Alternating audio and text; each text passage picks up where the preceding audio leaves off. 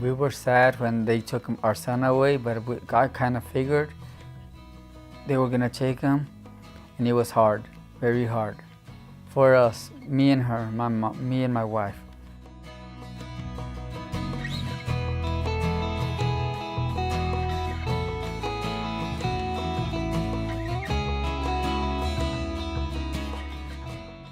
So I think the low point for me was just knowing that my family was being taken away from me, and there wasn't really a whole lot, at least it seemed like there was nothing I could do at that point to resolve the situation.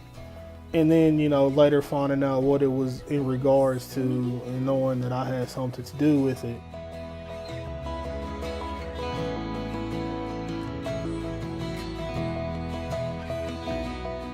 We fought a lot. We were really physical with each other, and we argued a lot. We did drugs.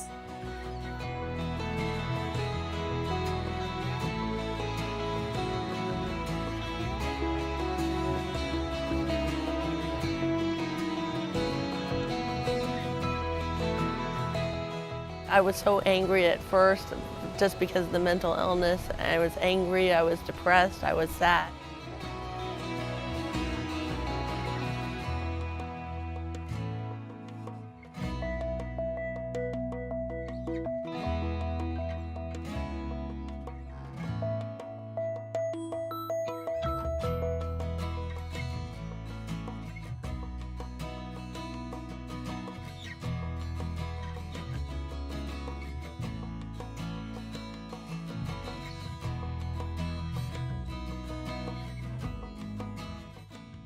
Do everything possible, because if they care about their child, they need to try. They're your children, of course, you love them unconditionally, but you don't realize how much they mean until they're gone.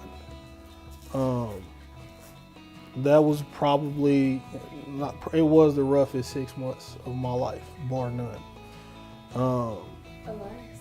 So the advice that I could give to someone who's in that jeopardy, just do everything in your power that you can do to ensure your children stay with you. If it's getting to the point where you're at risk of losing your kids, then you need to get some kind of assistance from somebody, whether it's St. Francis or from a church or just from anybody, from a parent or a friend. Like, you need to open up and let somebody help you help yourself. It took me a while to really trust my case managers, but just realizing that they were there to reach out for me and help me, that's what got me through it. They saved my life.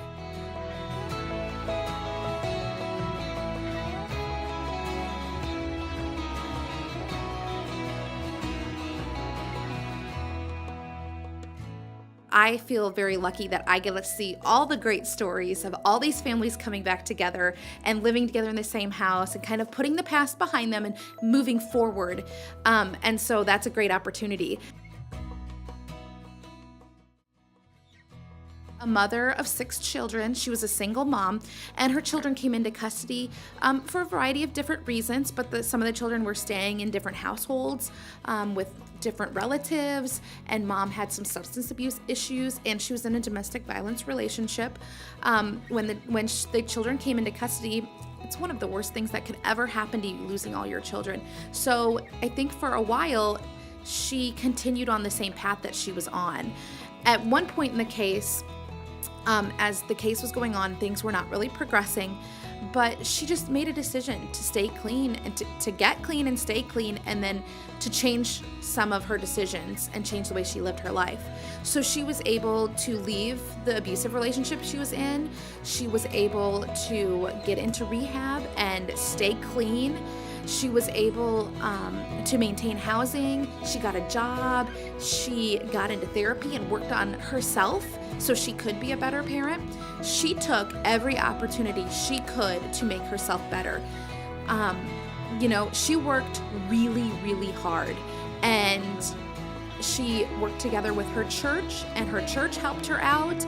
And, she really reached out to community partners to receive kind of the help she needed to help support her parenting of 6 kids.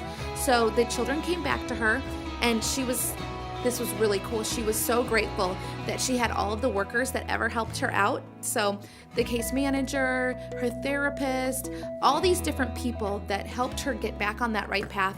She had them over for dinner as a thank you with all of her 6 kids there. And, they all lived under one roof. She found more appropriate supports in the community that could help her parent her children, and she kind of left some of her negative friends and the other people in her life behind so she could have a better life for her kids. And her kids are doing awesome, and she is doing awesome, and it's a great story, because being a single mom of 6, it would be hard no matter what, and she had a lot of additional challenges, and she was able to overcome those.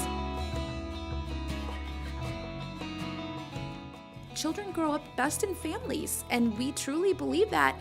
And we also believe that parents are their children's best teachers.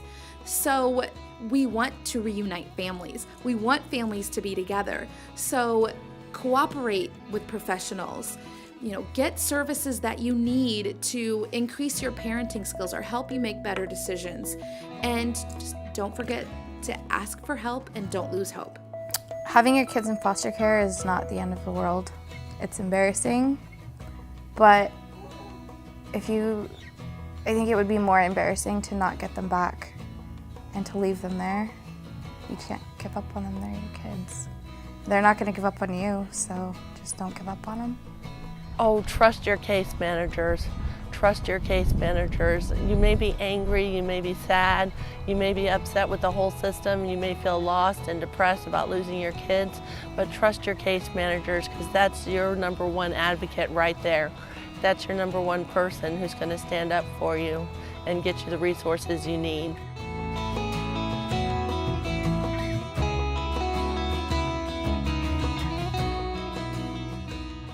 Just to stay happy and healthy and together. That's about it. That's all we can do. I mean, I hope, just like every other parent, I hope they go to college and they finish their education and have a family and everything like that of their own. But for right now, we just do everything we can to stay happy and healthy and together. Just raising healthy, happy children. That's pretty much my hopes and goals for myself as well for them. I just want them to be happy in whatever it is that they're doing. Nope, I'm with you on all of that.